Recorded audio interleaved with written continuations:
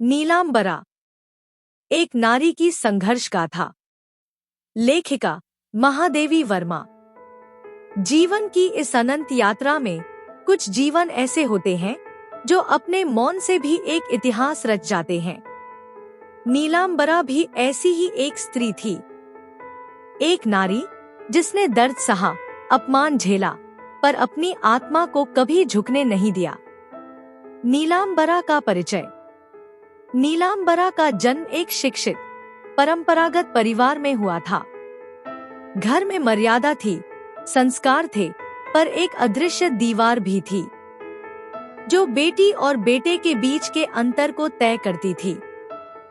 बचपन से ही नीलांबरा की आंखों में एक चमक थी। वह सवाल पूछती थी अपने पिता से, माँ से, संसार से। क्यों स्त्री को चुप रहना चाहिए? क्यों उसके सपनों की कोई आवाज नहीं होती? माँ कहाँ करती? बेटी, अधिक प्रश्न करना स्त्रियों को शोभा नहीं देता। पर नीलांबरा का मन शांत कहाँ होता? वह जानती थी कि उसका मन किसी बंधन में नहीं रह सकता। विवाह और जीवन की उलझने। युवावस्था आई और समाज ने तय किया, अब उसे विवाह के बंधन में बांध दिया जाए। वह एक प्रतिष्ठित घर की बहू बनी।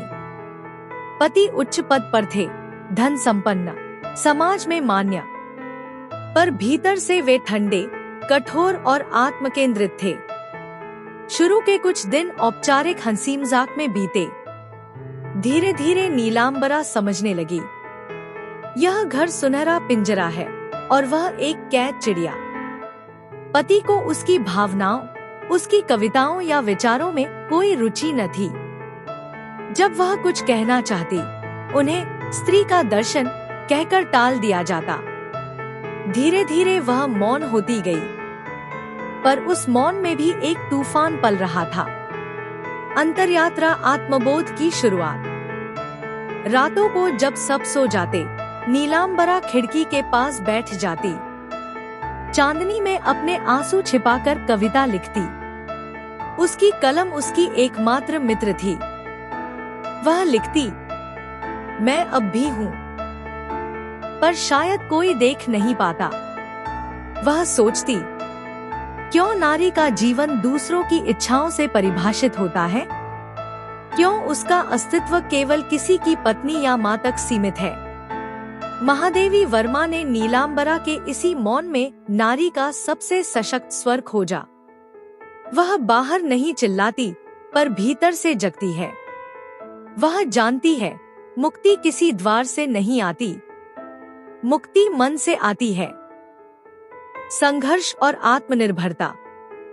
समय बीतता गया, घर की जिम्मेदारियां बढ़ी, पर संवाद घटता गया। एक दिन नीलांबरा ने तय किया, वह स्वयं को फिर से खोजेगी। वह बच्चों को पढ़ाने लगी, निर्धनों की सहायता करने लगी। उसने महसूस किया कि दूसरों के दर्द को बांटने से उसका अपना बोझ हल्का हो जाता है। उसने शिक्षा को अपना साधन बनाया, आत्मनिर्भरता को अपना धर्म। धीरे धीरे वह समाज की उन औरतों की आवाज बन गई जो अपने ही घरों में चुप थी। लोग अब उसे मजबूत कहने लगे, पर वह जानती थी, उसकी मजबूती उसके आंसुओं की कीमत पर बनी थी। आत्मसम्मान का क्षण। एक दिन पति ने उसकी कविताओं को देखकर कहा, ये सब निरर्थक भावुकता है, नारी का धर्म तो घर चलाना है, लेखन नहीं। नीलांबरा ने शांति से उत्तर दिया, घर तो मैं चलाती हूँ, पर इन पंक्तियों में मैं खुद को जीवित रखती हूँ। वह क्षण नीलांबरा के जीवन का मोड़ था।